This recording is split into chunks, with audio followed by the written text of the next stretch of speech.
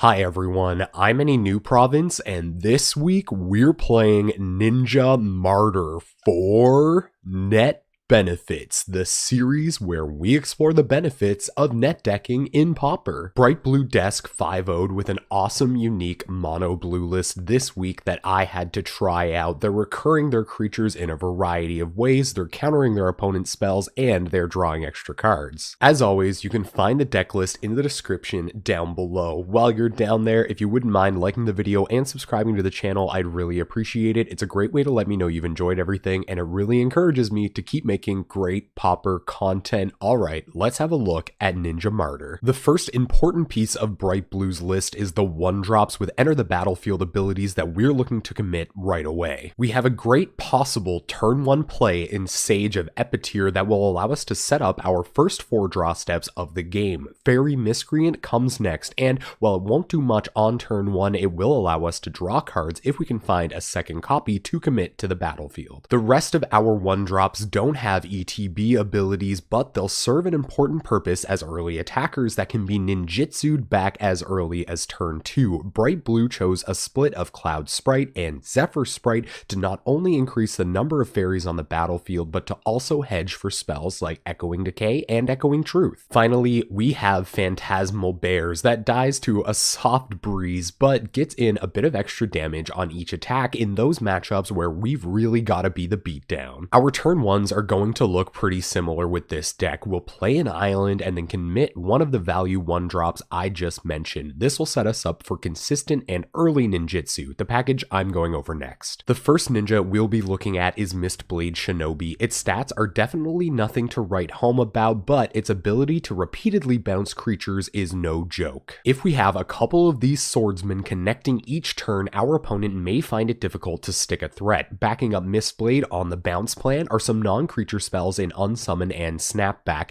The latter is a free spell and justifiably present, but I have to wonder why Unsummon made the cut over Vapor Snag here. Our other ninja is Notorious. It's Ninja of the Deep Hours. Being able to stick this value powerhouse on turn 2 will allow us to draw so many cards that our opponent may never catch up. This card is a lightning rod for a reason. Shared Discover joins Ninja as our other source of pure card advantage, and with all of these 1-drops running around, I'm sure it'll feel like an ancestral from time to time. A turn 2 ninja is a fantastic way to keep pressure on an opponent while getting extra value out of their triggered abilities and also out of our 1-drops ETB effects. You can use ninjutsu to fizzle removal in the blockers step too, something to keep in mind. Now that we've flooded the board with our creatures, it's time to win the game. Bright Blue is looking to do this by keeping their opponent's board clear using counter magic. Martyr of Frost is the most exciting inclusion in this package and is definitely going to benefit from all of the card draw we're getting from Shared Discovery. OG Counterspell comes to the party too, and it's going to take care of those few choice spells per game we just can't let resolve.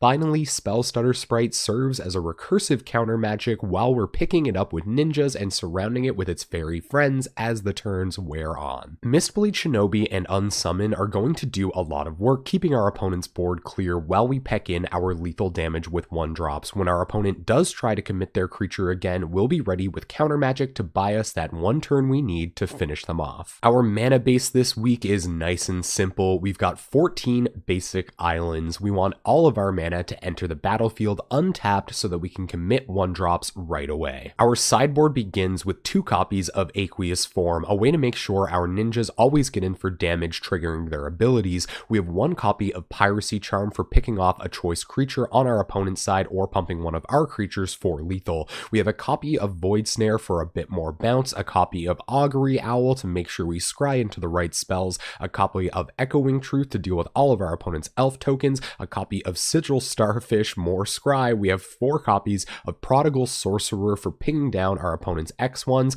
a Whisk Away and 2 Aether Adepts for even more bounce value, and finally, a single copy of Basic Island if we're on the play and we need an extra land drop. And there you have it, Ninja Martyr Martyr by Bright Blue Desk. We're going to take this deck into a league at twitch.tv/AnyNewProvince this Wednesday night at 7 p.m. Atlantic time. We're there every Wednesday night playing competitive PauperDecks. Before I go, I just want to remind you that you can like the video or subscribe to the channel down below. I'd seriously appreciate it. It's a great way to let me know that you've enjoyed everything, and it really encourages me to keep making great Pauper content. Thank you so much for watching. I hope you enjoyed this deck tech, and hopefully I'll see you on Wednesday night.